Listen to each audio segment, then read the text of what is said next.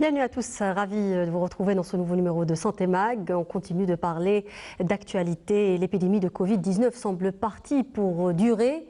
Et à défaut de traitement efficace, la mise en point d'un vaccin pour protéger la population mondiale apparaît comme la meilleure option à ce jour. Plusieurs laboratoires y travaillent, vous le savez, d'arrache-pied. Plus de 200 candidats vaccins contre la Covid-19 sont en cours, dont une quarantaine ont atteint la phase d'essai clinique chez l'humain. Sur ces 40 candidats, 10 sont entrés dans la troisième, à peu près 10, on va dire, sont entrés dans la troisième et dernière étape. Parmi eux, le vaccin ARN de l'américain Pfizer. Il y a aussi le vaccin de Moderna, un autre américain. Il y a aussi les Russes avec leur vaccin Sputnik 5 et bien entendu les vaccins chinois qui sont également à la phase 3. Quel crédit accorder aujourd'hui à un vaccin réalisé en un temps record? A-t-on raison de croire que la vaccination pourrait venir à bout de la pandémie en Algérie? L'heure est aussi aux préparatifs pour l'acquisition du précieux vaccin. C'est ce qui a été annoncé lors d'un conseil interministériel présidé par le Premier ministre dimanche dernier. Voilà en gros notre propos ce soir. Et pour en parler, j'ai le plaisir de recevoir professeur Hadjoudj Wahiba. Vous êtes DG de la pharmacie et des équipements santé au niveau du ministère de la Santé. Bonsoir. Bonsoir. Bienvenue. J'ai également le plaisir de recevoir le docteur Fawzi Drar. Vous êtes directeur général de l'IPA, l'Institut Pasteur d'Algérie. Bienvenue. Bonsoir. Bienvenue, ravi de vous recevoir. Merci de venir éclairer nos téléspectateurs sur ce sujet important. Alors, on va commencer peut-être par une question générale, docteur Drar. Qu'est-ce qu'on sait aujourd'hui sur l'immunité individuelle dans cette maladie, la Covid-19? On a dit beaucoup de choses. On a dit qu'elle était immunisante, ensuite on a dit qu'elle ne l'était pas.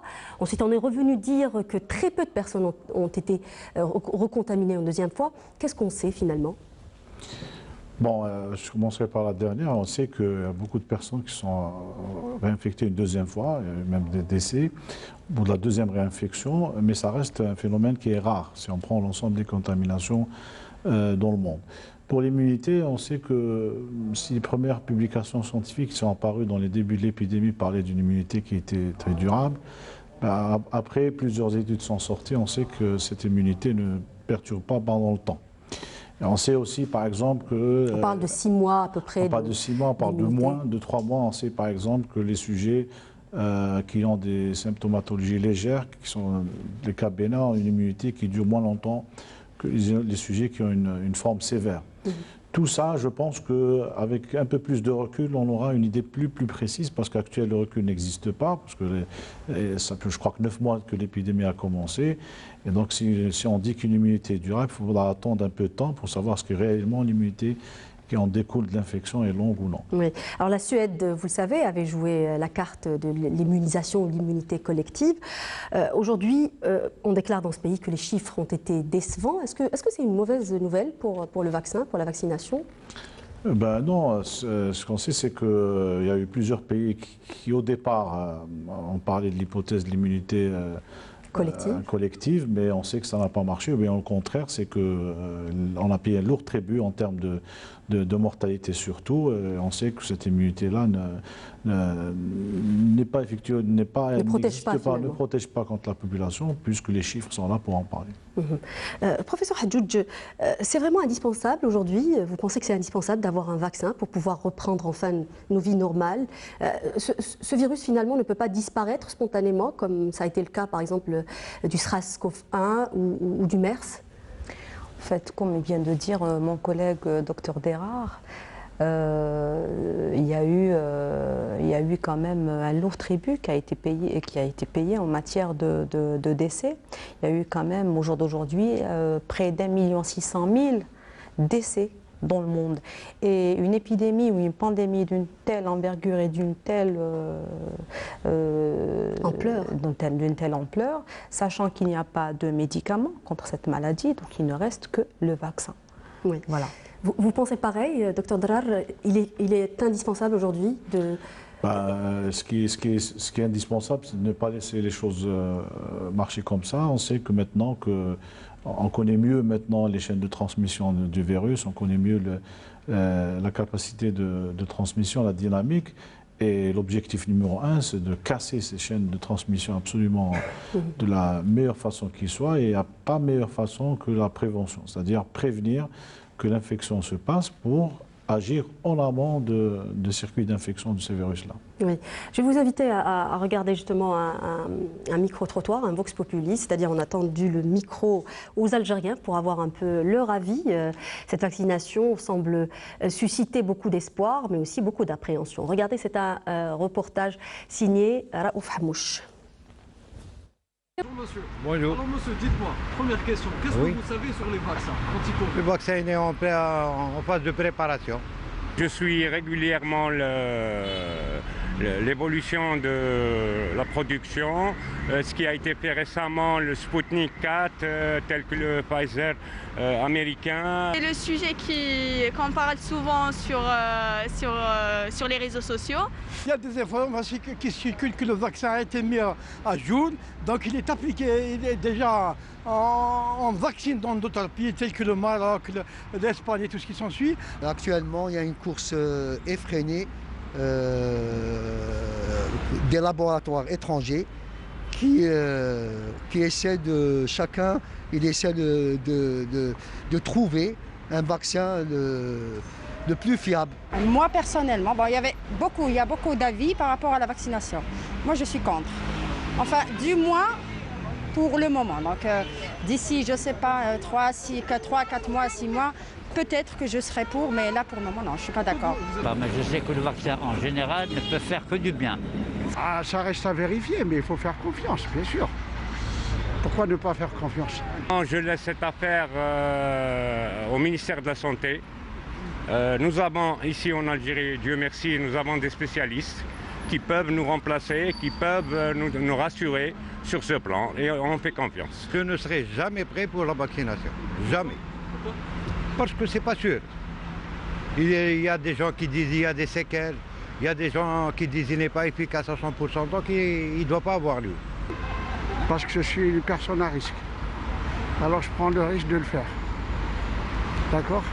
Parce que le risque de ne pas le faire est plus grand que celui de le faire. Moi personnellement, je suis prête à me vacciner. C'est bien, pourquoi? Parce qu'on veut bien que tout s'arrête, que le Covid, qu'on peut redevenir comme avant et tout. Voilà. Moi personnellement, non. Je ne fais pas confiance. Honnêtement, je ne fais pas confiance. Non. Il faut d'abord qu'ils soient vaccinés dans le laboratoire des pays, par exemple la France, l'Angleterre.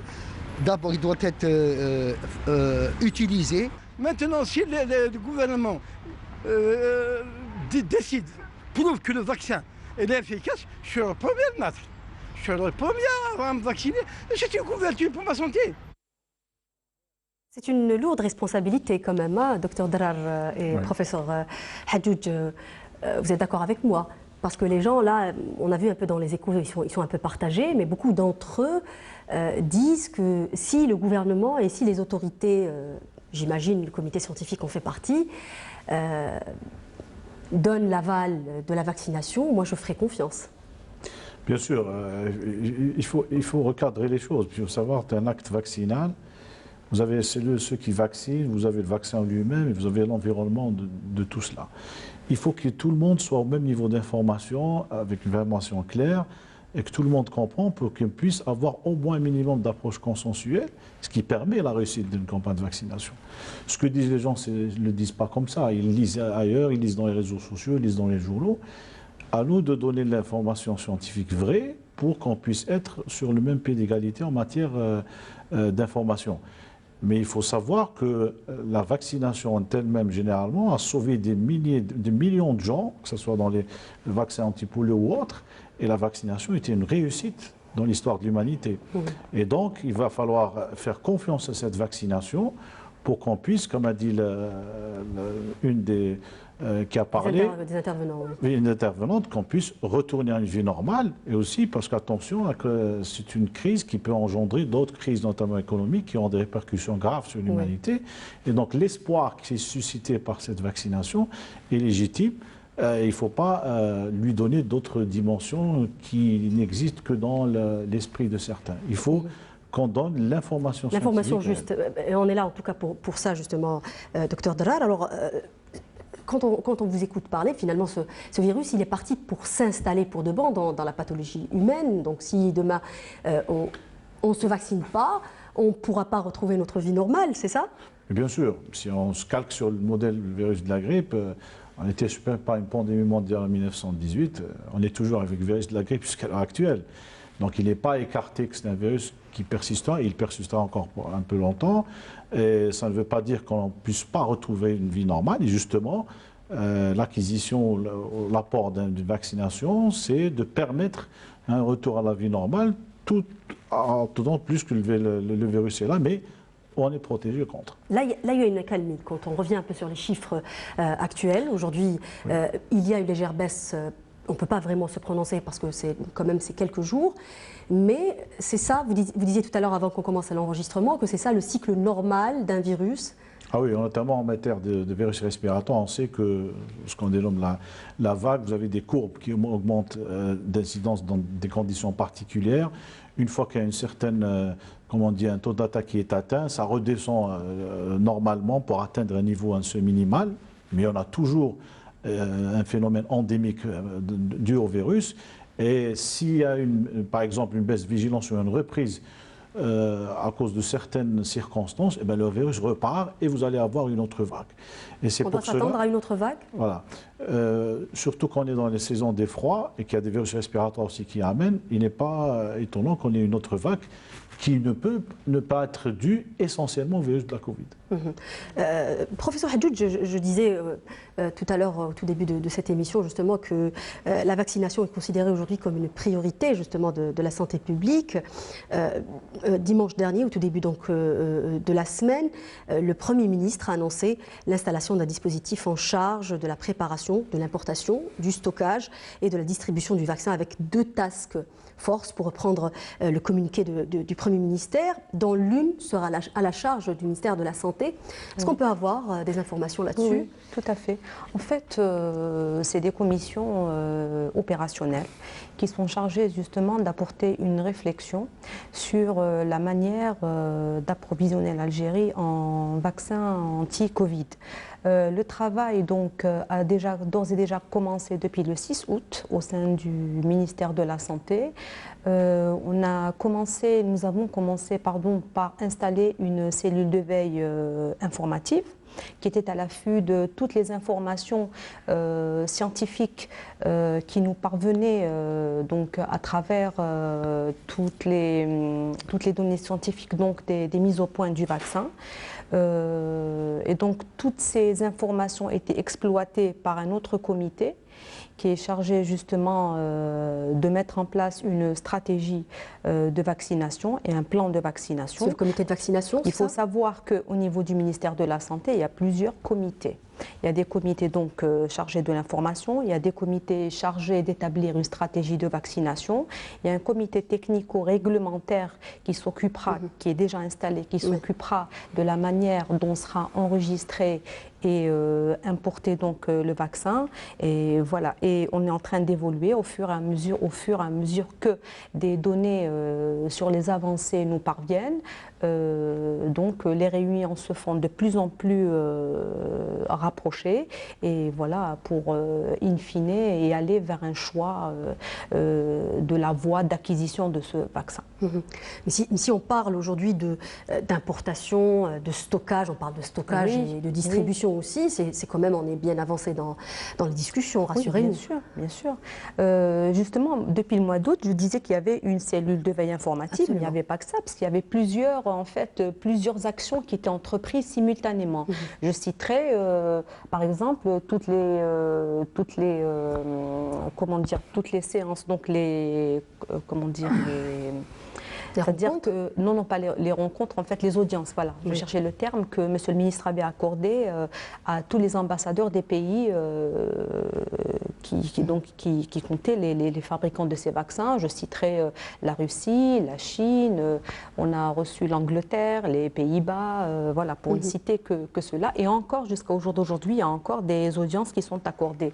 Et comme il y a eu aussi un certain nombre de visioconférences avec les laboratoires, justement, qui ont mis au point ces vaccins, avec toutes les discussions toutes les discussions en matière donc d'avancées scientifiques, strictement scientifiques, sur les plateformes, les conditions de stockage, le nombre de doses, enfin tous ces aspects techniques et scientifiques qui nous éclairent sur le choix justement du vaccin plus tard. Alors cette course vers les vaccins intervient dans un contexte spécifique, Dr Drar, d'urgence et de limitation aussi, j'ai envie de dire, d'approvisionnement, vu la grande demande. Aujourd'hui, on voit un peu que tous les pays essayent d'acheter ce précieux vaccin. Qu'est-ce qui garantit aujourd'hui que tous les pays, y compris l'Algérie d'ailleurs, ont les mêmes chances d'avoir ce vaccin? Est-ce qu'on peut dire que tous les pays finalement ont les mêmes chances d'avoir le vaccin? Ce que je peux dire, c'est que chaque pays a sa stratégie pour faire cette vaccination. Chaque pays a un plan de vaccination. Votre réponse est non, Dr Drar. Tous les pays n'ont pas les mêmes chances. Ce n'est pas les mêmes chances. C'est la capacité aux différents fournisseurs, fabricants de vaccins, de subvenir aux besoins de toute la population, ce qui est impossible. Parce qu'il y a une certaine capacité de production qu'on ne peut pas aller au-delà.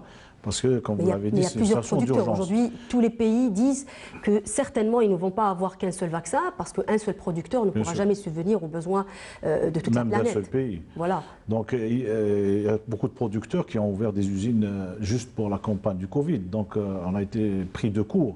Ce n'est pas comme dans l'anticipation, par exemple, de la production d'un vaccin contre la grippe, où on a des données dans l'année précédente qui permettent de prévoir pour pouvoir livrer à tout le monde. Là, on est dans une situation d'urgence où il va falloir faire face au Covid.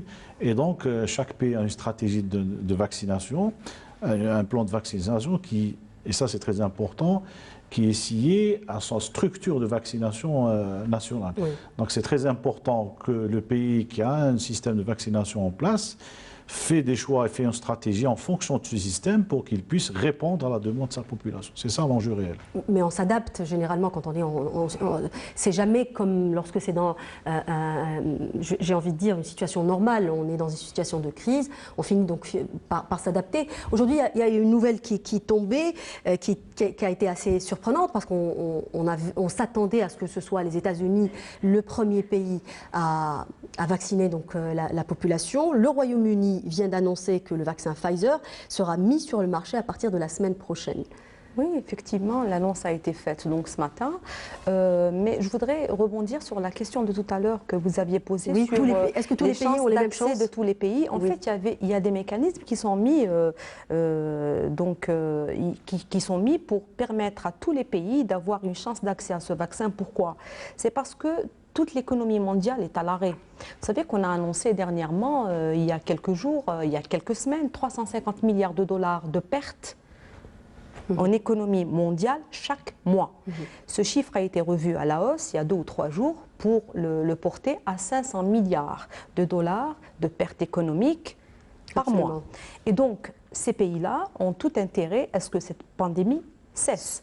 Et pour qu'elle cesse, il faudra impliquer et vacciner toute la population mondiale, aussi bien les pays riches que les pays pauvres. À partir de ce raisonnement, il y a eu la mise en place de mécanismes internationaux qui permettraient de subventionner les pays pauvres pour avoir accès à ce vaccin. Pourquoi? Parce que si juste les pays riches qui vont se faire vacciner... Est-ce qu'on est considéré comme un pays pauvre? Non, on est classé par la Banque mondiale comme étant un pays à revenus intermédiaires. Alors, il y a en dessous les pays à revenus, à faible revenu. Nous, c'est un pays à revenus intermédiaires.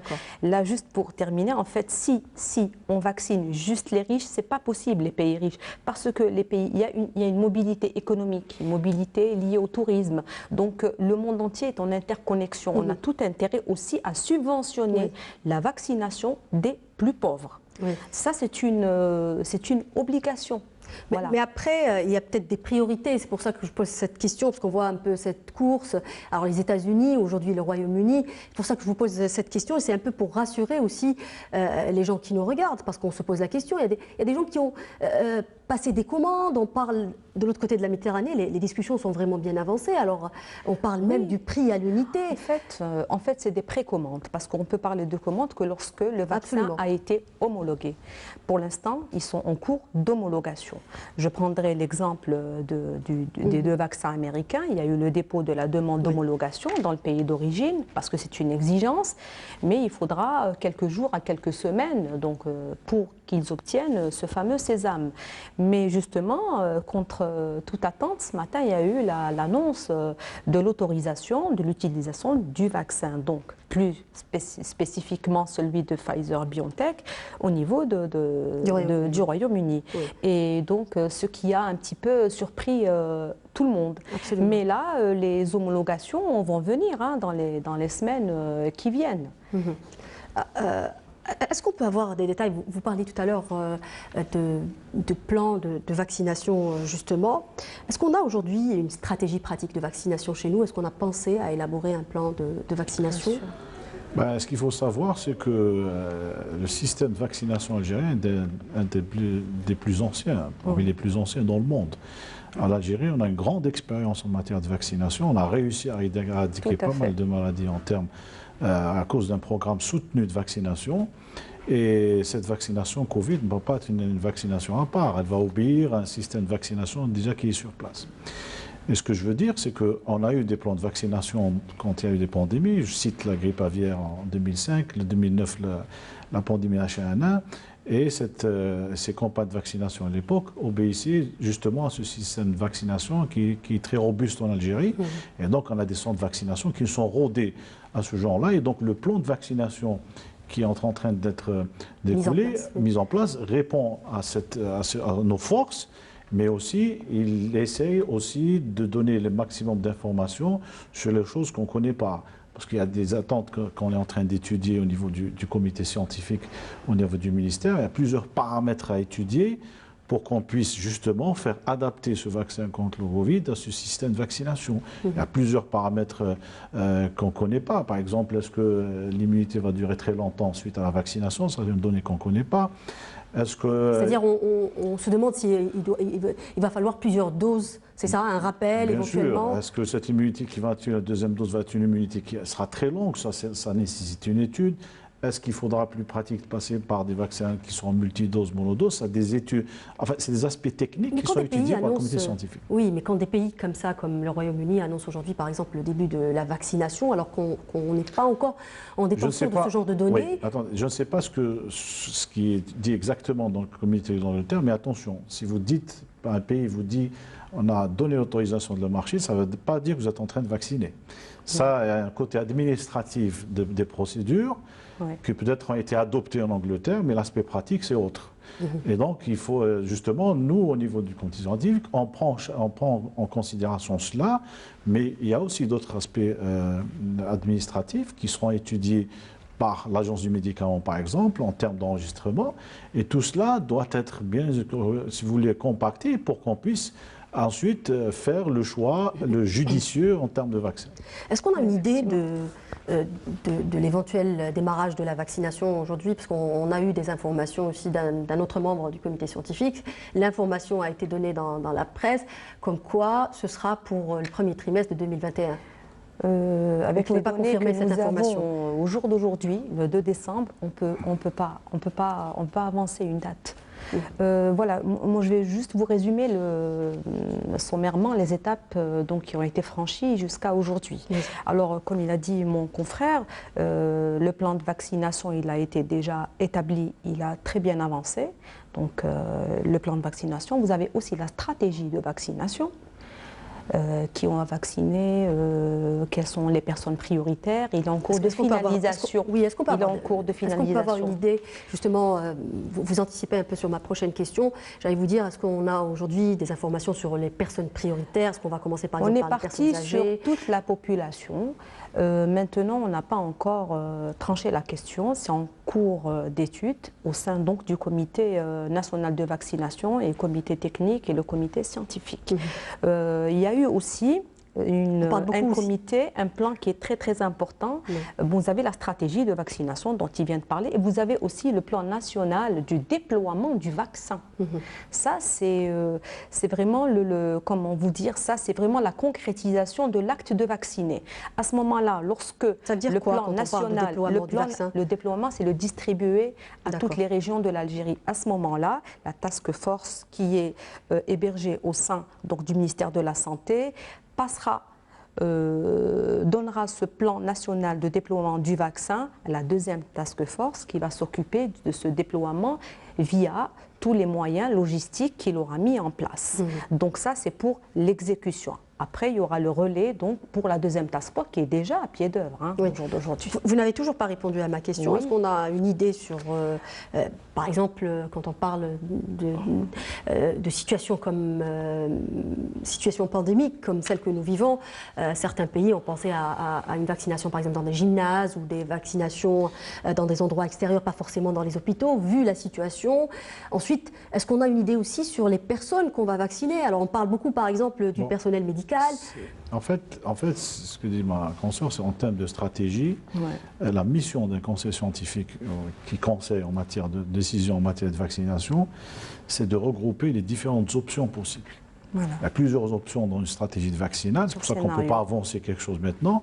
On a plusieurs options qu'on mûrit au fur et à mesure et on se dirige inéluctablement vers une option, ça c'est sûr.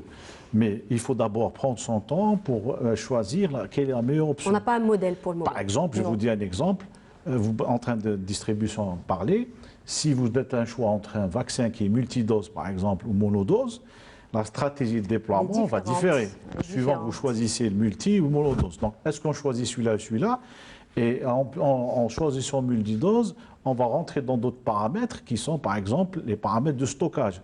Parce que si vous prenez un vaccin monodose, le stockage sera plus important. Si vous prenez un vaccin multidose, les conditions de stockage seront moins astreignantes. Donc toutes ces options-là sont à prendre en considération avant de prendre une décision. L'essentiel et le plus important au stade actuel, c'est de prendre toutes les options possibles pour qu'on puisse prendre la meilleure option qui est au système de vaccination. Est-ce qu'on a une idée sur le nombre de doses qu'on va avoir, par exemple, dans la première phase? Est-ce qu'on a une idée de la première phase? Oui, exactement. Pourquoi je vous parle de stratégie? Parce qu'à l'heure actuelle, on ne sait pas quelles sont les capacités de livraison des différents fournisseurs. Si je vous donne un petit exemple. Je parle des besoins. Oui, j'attends. Des besoins nationaux. On ne parle pas de la capacité. Oui, non, j'arrive, mais ça dépend. Par exemple, si votre pays ne peut attaquer, je vous le dis à titre d'exemple, 1 million de doses. Je vais regarder quelle est la priorité pour avoir 1 million de doses à vacciner. Si j'arrive à discuter sur une capacité plus conséquente, il faudra que je compte parmi mes priorités quelles sont qui vont répondre en termes de besoins à cette quantité d'importation de vaccins. En fait, tout est lié entre le pays, le système de vaccination et le vaccin que vous allez acquérir. Une fois que vous avez toutes les données en main, vous pouvez coller toutes les pièces. Oui, docteur Dra, je suis d'accord avec vous, mais est-ce qu'on ne sait pas, dans un premier temps, si par exemple on va dessiner des priorités ou fixer des priorités. On les a déjà dessinées, les priorités. Voilà, est-ce qu'on ne sait pas d'emblée nos besoins? Non, on parle, je vous l'ai dit, quand on parle d'options dans le terme de vaccin, on parle de scénarios dans matière de déploiement. Donc on définit des scénarios, et on les a définis au niveau du comité scientifique. Maintenant, quel est le scénario qu'il faudra mettre en place pour débuter la vaccination? Est-ce qu'on peut avoir une idée d'un scénario? On ne peut pas, on n'a pas toutes les données ensemble. On est en train d'étudier les données relatives aux vaccins et les vaccinés. C'est évolutif, en fonction donc des Alors, c'est comme si, on l'a dit, c'est une guerre contre un virus. C'est comme ça, vous êtes dans une guerre, vous êtes obligé d'avoir différentes options pour avoir le maximum de chances de réussir cette vaccination. Une fois qu'on décide, et on va décider, le temps est précieux, on ira vers un scénario qui nous permettra de plus efficient. Oui. Alors, vu l'urgence de la situation sanitaire, des autorisations dérogatoires de mise sur le marché pourraient être accordées au vaccin qui obtient de bons résultats, alors que la phase 3 est toujours en cours. L'OMS a fixé aussi 50% le seuil d'efficacité du vaccin anti-Covid pour être mis sur le marché. Qu'est-ce que cela veut dire, 50% en fait, le seuil d'efficacité? Est-ce que ce n'est pas dangereux? quand on parle de 50% de seuil d'efficacité? Est-ce que c'est fiable? Est-ce que c'est... C'est pas une fiabilité. Ça veut dire que vous avez, sur 100 personnes qui sont contaminées, vous allez en sauver 50. C'est-à-dire, déjà, vous avez sauvé pas mal de gens de décéder de la Covid. Donc, vous préservez des vies, même si c'est 50%, mais l'essentiel, c'est que vous préservez des vies. Et ça, c'est un objectif majeur de la vaccination. Et donc, c'est pour ça que je vous l'ai dit tout à l'heure, je parlais d'options et de scénarios, parce que quand vous allez faire un choix dans un vaccin, vous allez avoir un dossier qui est soumis par le fabricant de vaccins. Dans ce dossier, vous allez avoir pas mal d'informations nécessaires qui vont vous permettre d'aller venir. Vous allez avoir des vaccins peut-être qui vont vous dire j'ai 50% d'efficacité, vous avez d'autres qui vont vous dire 90% et d'autres qui vont vous dire 70%. Donc ça, c'est des données qui sont intégrées dans notre réflexion et il se peut que celui qui vous donne 90% a des effets qui sont plus importants, secondaires plus importants que celui qui donne une efficacité à 50%. Donc il y a une décision, une balance qu'il va falloir faire pencher pour une décision stratégique. Professeur Hadjoudj, on va imaginer qu'aujourd'hui on a le vaccin. Alors une fois le vaccin est acquis, il y a une autre phase aussi que nous devons traverser, celle de la pharmacovigilance. Est-ce qu'on a les moyens aujourd'hui de le faire et quelle est l'autorité qui va s'en charger?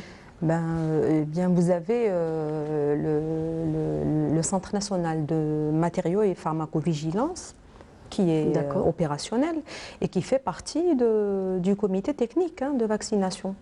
Elle est partie prenante et donc elle suit avec nous et elle a mis en place des indicateurs justement pour la post-vaccination. Vous savez, c'est la phase 4. La phase 4, c'est un peu la pharmacovigilance et tous les outils sont déjà mis en place. Je voulais dire juste tout à l'heure pour le choix un petit peu du vaccin, il y a des critères qui seront établis. Et pour nous, les critères majeurs, c'est le critère de la sécurité et de l'efficacité. C'est les deux mots. Sécurité, efficacité, préqualification OMS et homologation dans le pays d'origine. Ça, ce sont les critères auxquels on ne peut pas faire un écart. Oui, alors je le disais tout à l'heure dans mon introduction, pour les candidats vaccins, il y a une dizaine qui sont aujourd'hui à peu près dans la phase 3. On parle de deux grandes familles, docteur Drar, on parle des vaccins à ARN et des vaccins classiques, c'est-à-dire avec le vaccin atténué ou mort, c'est ça? Oui, alors, différentes technologies de production. Vous avez des productions par exemple l'ARN messager, c'est une protéine qui rentre dans le système cellulaire pour intégrer le matériel génétique pour produire une protéine qui va être chassée par le système immunitaire de l'autre. Ça, c'est une technique nouvelle. Ça, c'est une technique absolument nouvelle, innovante, qu'on a essayé de développer auparavant. Le moment est venu. Vous avez en parallèle d'autres technologies. Elle a déjà été on a essayé pour Ebola, c'est ça, parce que les techniques étaient brevetées avant et donc.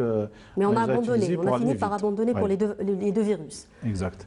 Vous avez aussi des vaccins avec un ADN, un vecteur adénovirus, tel que le vaccin russe par exemple, Sputnik. Vous allez avoir d'autres avec par exemple des produits recombinants tels que le vaccin d'AstraZeneca. Vous avez aussi les Chinois qui ont développé des vaccins à virus inactivé, classiques, sur système cellulaire, qui aussi sont des vaccins qui sont relativement bons, mais je pense qu'au fur et à mesure que le temps passera, on aura une idée très précise de l'efficacité. On n'a pas de préférence aujourd'hui.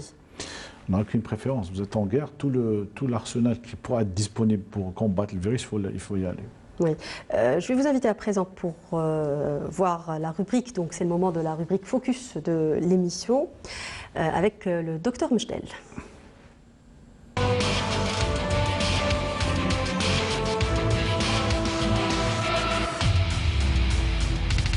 Bonsoir docteur Mchdel, avec vous on parle aujourd'hui des spécificités de la contamination à la Covid-19. Bonsoir amis téléspectateurs. Nous allons revenir ce soir sur justement les spécificités de la contagion par le Covid-19.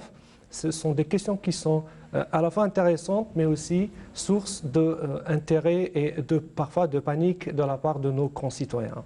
Oui, beaucoup de gens se posent la question sur les endroits, par exemple, où on peut se contaminer le plus. Effectivement, alors les endroits où il y a le maximum de transmission de virus, ce sont schématiquement les endroits qui sont étroits, qui sont mal aérés et qui contiennent énormément de personnes.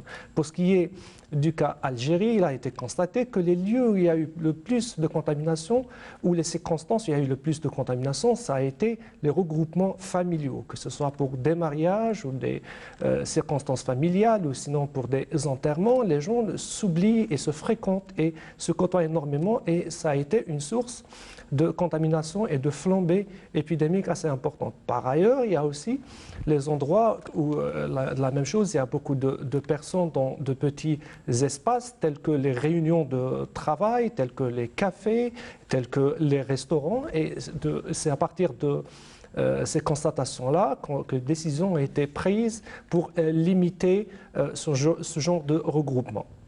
Et à quel moment finalement on est le plus contagieux ?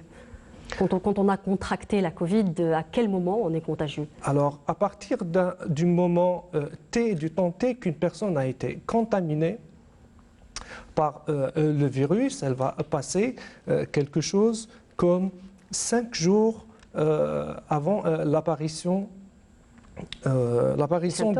des symptômes. Voilà, au fait.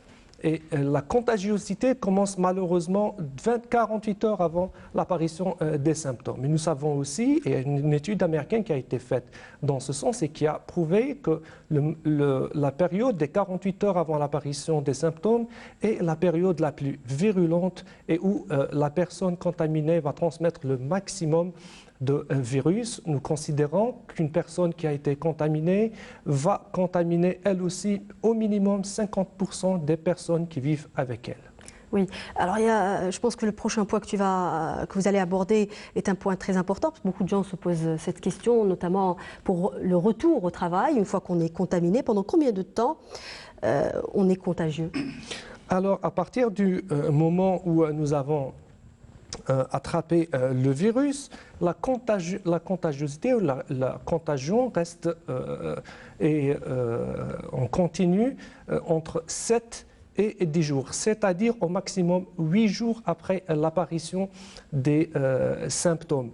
Et ceci, évidemment, dans les cas qui ne sont pas très compliqués, c'est-à-dire les personnes qui ne passent pas à une symptomatologie grave. Pour l'écrasante majorité qui font des symptômes plutôt atténués, légers, exactement, à partir du 8e jour de l'apparition des symptômes, la contagiosité est pratiquement inexistante, même si les tests PCR parfois demeurent positifs. Ceci ne veut pas dire que le virus est actif, mais ceci voudrait dire qu'il existe encore du matériel génétique du virus au sein de la sphère ORL. Parce qu'il y a beaucoup de gens, en fait, pour reprendre le travail, ils se refont des tests et parfois, quand on trouve sur la sérologie qu'il y a encore quelques résidus de la maladie, on ne reprend pas. Est-ce que ça serait une erreur, finalement ? À vrai dire, oui, parce que de toutes les façons, la personne à partir du 8e jour n'est pas contagieuse et ne sera pas sujette à contaminer d'autres personnes. Oui, et pour éviter justement que nos lieux de travail ou autres ne se transforment en cluster, justement, que faire une fois qu'on a été en contact avec une personne qui est contaminée ? Alors, nous allons supposer qu'une personne a été contaminée. Alors, nous allons distinguer deux situations. Si la personne a déjà des symptômes, il n'y a pas beaucoup de questions à se poser. Il faut aller consulter pour se faire dépister, se prendre en charge correctement au cas par cas et mettre en route le traitement qu'il faut et la prise en charge qu'il faut. Dans le cas où il n'y a pas encore de symptômes, et c'est le cas de beaucoup de personnes, nous allons réfléchir. Est-ce que la personne avec qui on a été en contact vit avec nous? Si elle ne vit pas avec nous, nous devons attendre 7 jours avant d'essayer de se faire dépister. Et pendant cette période-là, il faudrait faire très attention à ne pas être au contact des personnes qui sont fragiles, les personnes qui sont porteuses de maladies chroniques, les personnes en surpoids, les personnes âgées. Et afin d'éviter leur contamination, il n'y a pas eu de recommandation claire qui va nous dire qu'il faut impérativement isoler ces personnes-là, mais nous devons faire passer quand même le message à ces personnes-là d'essayer au maximum d'éviter les personnes qui sont fragiles autour d'elles. Alors, dans le cas où la personne qui nous a contaminés vit avec nous, il faut impérativement se présenter à une consultation médicale pour se faire dépister, au meilleur des cas, par un test PCR. Oui. Merci beaucoup, Dr Mejdel, pour toutes ces explications. On se reverra mercredi prochain. Merci, à mercredi prochain. Et on continue donc notre débat sur le vaccin anti-Covid. Docteur Derrar, le vaccin anti-Covid a été produit en moins d'une année, ce qui est un peu étonnant. On parle beaucoup de tests qualité, mais aujourd'hui, on est finalement dans la capacité de connaître les effets secondaires j'ai envie de dire, à moyen ou à long terme. Bien sûr, au-delà, comme a dit ma consoeur, au-delà de la phase 3, c'est là où on teste une grande partie de la population, c'est là où on commence à regarder réellement la proportion des effets secondaires. Et donc, il faudra attendre un petit peu de temps pour avoir une idée plus précise sur les effets secondaires. Donc, ça va. Un peu de temps, ça veut dire combien ? Ben, je pense que si les campagnes de vaccination commencent, on aura même des effets secondaires qui pourront apparaître au-delà du premier trimestre. Juste pour peut-être expliquer un peu aux gens qui nous regardent, habituellement un vaccin dans les normes, il prend combien de temps pour être généralement, produit ? il peut prendre jusqu'à 10 ans. Jusqu'à une dizaine d'années. Oui. C'est-à-dire qu'il faut expliquer finalement que chaque phase prend plusieurs années. Chaque phase observationnelle prend quelques années. Pour arriver in fine à la troisième phase, il faut une bonne dizaine d'années, en temps normal. Mais là, c'est une situation exceptionnelle, donc il y a une procédure exceptionnelle, une procédure d'urgence. Alors, je le disais tout à l'heure, il y a de l'autre côté de la Méditerranée notamment, ou de l'autre côté ou derrière l'Atlantique, des discussions sont très avancées, des précommandes. On parle déjà du prix de l'unité, alors que nous ne sommes pas encore sûrs, j'ai envie de dire, de l'efficacité ni de la sécurité de ce vaccin. Est-ce que ce n'est pas un peu malsain, toute cette surenchère, Dr Derrar ? Bien sûr, vous avez Big Pharma qui produisent les producteurs de vaccins, qui ont fait des investissements très lourds en matière de vaccins. Maintenant, avec l'épidémie de Covid où chaque pays a envie de reprendre les rênes sur le plan économique, les prix-là, certains pays seront appelés à payer le prix fort parce qu'il s'agit de sauver des vies, il s'agit de reprendre la vie normale dans un pays. C'est un peu le dilemme mort social vs mort biologique. Exactement. Donc c'est très compliqué dans les négociations. C'est pour ça que, je ne sais pas si on aura l'occasion d'en parler, il faut avoir des équipes qui sont très costauds sur le plan économique, sur le plan sanitaire, pour justement essayer de négocier serré pour avoir des prix qui sont très compétitifs. Professeur Hadjoudj, le vaccin ne va pas éradiquer le virus, il va nous aider finalement. Je dis il ne va pas éradiquer le virus parce que le virus est d'origine animale et donc c'est très compliqué de l'éradiquer, mais on va finir, mais plutôt contrôler la maladie, c'est ça? C'est comme ça qu'on doit le présenter? Tout à l'heure, il avait parlé dans ce sens, Dr Derrar, où il a dit on coupe la chaîne de transmission.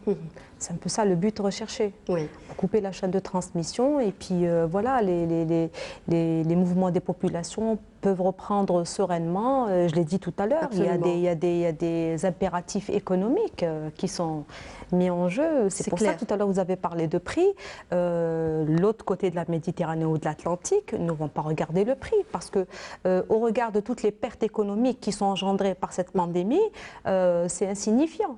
Oui. D'ailleurs, je prendrai l'exemple de l'Union européenne qui a annoncé des précommandes de plus d'1 milliard de doses, déjà, sur 5 ou 6 laboratoires. Déjà, alors qu'ils n'ont même pas encore terminé la phase 3. Il n'est pas question que ce vaccin soit obligatoire, donc ce vaccin sera établi sur le principe de volontariat, c'est ça? Pour l'instant, il n'y a aucun pays qui rapporte que justement de l'obligation de cette vaccination. Donc il y aura toujours des personnes qui ne vont pas se faire vacciner, Dr Derrar. Est-ce que cela signifie qu'on va vivre avec les mesures barrières? Ah ben, c'est sûr, les mesures barrières ne sont pas efficaces uniquement contre la Covid-19. Oui. Ils sont déjà efficaces contre la grippe, pour toutes les infections qui se transmettent par voie respiratoire. Et donc, il va falloir s'adapter, se comporter dorénavant avec des mesures barrières qui vont nous aider aussi à diminuer de l'incidence et de la mortalité d'autres virus respiratoires. C'est clair. Et donc, par exemple, vous n'avez que la grippe, puisqu'on est à la saison de la grippe. Dans les pays qui ont appliqué les mesures barrières correctement et dont on a beaucoup de résultats en termes de publication, sauf de beaucoup de maladies, pas uniquement la grippe. On a réussi à diminuer et l'incidence des Covid et l'incidence d'autres maladies en parallèle. Est-ce qu'on a aujourd'hui, justement, puisqu'on parle de grippe, est-ce qu'on a la certitude que ce virus ne mute pas justement comme celui de la grippe? Je parle du virus, le SARS-CoV-2. Les coronavirus en général, la famille des coronavirus, ont toujours des petits changements. C'est des petits changements qui sont le propre des virus respiratoires tels qu'on a vu, comme aussi au niveau de la grippe, vous avez des changements des mineurs qui s'observent chaque année, mais on n'a pas un changement majeur qui a changé la conformation ou les protéines du virus. Donc à l'heure actuelle, il n'y a pas une mutation majeure de ce virus-là. Il reste un virus globalement le même qui est depuis le début, même s'il y a des groupes génétiques qui ont été identifiés par Oui, parce qu'on a parlé beaucoup de mutations par rapport à la virulence. C'est pour ça qu'on pose cette question. S'il y a un problème après la vaccination, professeur Hadjoudj, qui sera le responsable finalement si ce vaccin n'est pas fiable ou qu'il y a des effets graves? C'est vrai, c'est une question que les gens il faut peuvent se poser. Pour dire qu'il y a des effets graves, il faut d'abord apporter la preuve que ça soit à cause du vaccin, que ce soit le vaccin anti-Covid qui est à l'origine de ces effets secondaires. C'est tout le rôle justement que doit jouer la pharmacovigilance. Voilà, et là, il faudra justement établir la relation de cause à effet de ces effets secondaires-là. Et c'est toute la difficulté d'ailleurs. Oui. Alors, l'Algérie a eu des contacts, notamment avec plusieurs fournisseurs de ce vaccin, avec plusieurs laboratoires. On a beaucoup parlé du vaccin russe, le vaccin Sputnik. Est-ce qu'on a des informations sur ce vaccin? Les informations, ce sont celles qui sont publiées. Il a parlé de la plateforme tout à l'heure de ce vaccin. Il n'y a pas que le vaccin russe, parce que le vaccin russe aussi, il est à la fin de la phase 3, n'est-ce pas? Au même titre que le vaccin anglo-suédois, que les 3 vaccins chinois, que les 2 vaccins américains. Pourquoi parler spécialement du vaccin russe? Il est sur le tas, enfin, il est dans le lot, des candidats qui ont bien avancé. Voilà. Parce qu'on a vu qu'il y avait des visioconférences avec des Russes. Oui, avec des Russes, avec l'anglo-suédois, avec les Chinois. On a fait avec les Chinois aussi, n'est-ce pas? Et voilà, avec les Américains aussi, Pfizer, Johnson & Johnson. Voilà. En fait, on a organisé des visioconférences dans lesquelles on a posé toutes les questions pertinentes, notamment en matière de sécurité et d'efficacité. Et il y a eu pratiquement les 9 laboratoires qui sont en tête de Alors, ce qu'il faut savoir dans le même ordre d'idée, c'est qu'on parle de tel ou tel vaccin, est-ce que c'est un vaccin efficace qui, par exemple, soit l'un ou l'autre. Mais ce qu'il faut savoir, c'est que les chiffres que vous avez dans la presse généralement, ne sont pas les chiffres quand vous passez dans l'étude du dossier. Exactement, tout à fait. Donc ce qu'il y a dans le dossier au moment d'étudier le dossier réellement d'Abiel, ce n'est pas forcément ce qu'on voit dans la presse. Ce n'est pas les pourcentages. Donc il faut être très vigilant parce que ce qui est repris dans la presse. Nous, on vérifie en tout cas nos informations. Docteur Drar, on est pratiquement à la fin de cette émission. Je voudrais vous poser une question sur la grippe, quand même, c'est la saison. Alors aujourd'hui, beaucoup d'Algériens se plaignent justement de l'indisponibilité du vaccin antigrippal. Pourquoi il est indisponible? Écoutez, on l'a expliqué la première fois, ce qui a été commandé est honoré. Ça, c'est la première partie. La deuxième, c'est que cette année, on n'a pas pu se procurer la totalité des vaccins en même temps. Donc on a été obligé de recevoir progressivement, des lots progressivement en fonction des disponibilités, parce que les liaisons aériennes ne sont pas comme elles le sont dans les années passées où on recevait d'un coup toute la totalité du vaccin. On a été obligé de fractionner selon les demandes. On ne pouvait pas donner, par exemple, à une direction de la santé la totalité et ne donner 0 à autre. Donc on est parti par des pourcentages qu'on atteint au fur et à mesure. Par exemple, je peux vous le dire, avant de rentrer à l'émission, on a su que, par exemple, la direction de la santé, par exemple, de Annaba, a reçu aujourd'hui 100% de la totalité de sa demande. Et ça va être la même chose pour les autres directions de la santé. Troisième point qui est très important, c'est qu'on rappelle... Docteur Drar. On reçoit cette semaine, d'ici le week-end, on aura reçu la totalité de la quantité qui est prévue pour cette saison. Et de ce fait, il y aura, on va délivrer combien? pour... Est-ce qu'on peut rappeler juste, c'est combien la quantité 1 800 000. D'accord. Et donc, c'est un chiffre qui est important parce que, attention, en termes sur le continent, par exemple, à titre indicatif sur le continent africain, l'Algérie est leader en matière de nombre de doses importées en termes de vaccination. Ça, c'est très important à noter. Et on l'était déjà auparavant. Les Algériens se font vacciner aussi, docteur Drar. Oui, mais ce qui a changé cette année, c'est pour ça qu'on ressent beaucoup, c'est que cette vaccination antigrippale, selon les recommandations de l'OMS, est adressée à des personnes à risque. Oui. C'est-à-dire les personnes qui, s'ils contractent la grippe, ont un risque élevé d'aller à l'hôpital ou malheureusement de décéder. Et donc, cette vaccination s'adresse à ces personnes à risque. Il se trouve peut-être que, et il se trouve d'ailleurs que des personnes qui ne sont pas dans ces personnes à risque, cette année veulent se faire vacciner. Certains pensent que cette vaccination va les protéger contre le Covid, mais l'objectif, et c'est ce que je veux dire, l'objectif principal en santé publique, ce sont les personnes à risque. Absolument. Merci beaucoup, messieurs, dames, d'avoir participé à cette émission. Cette émission est à présent terminée. Merci à vous de nous avoir prêté attention. N'oubliez pas de nous rejoindre sur les réseaux sociaux. Je vous donne rendez-vous mercredi prochain. Au revoir.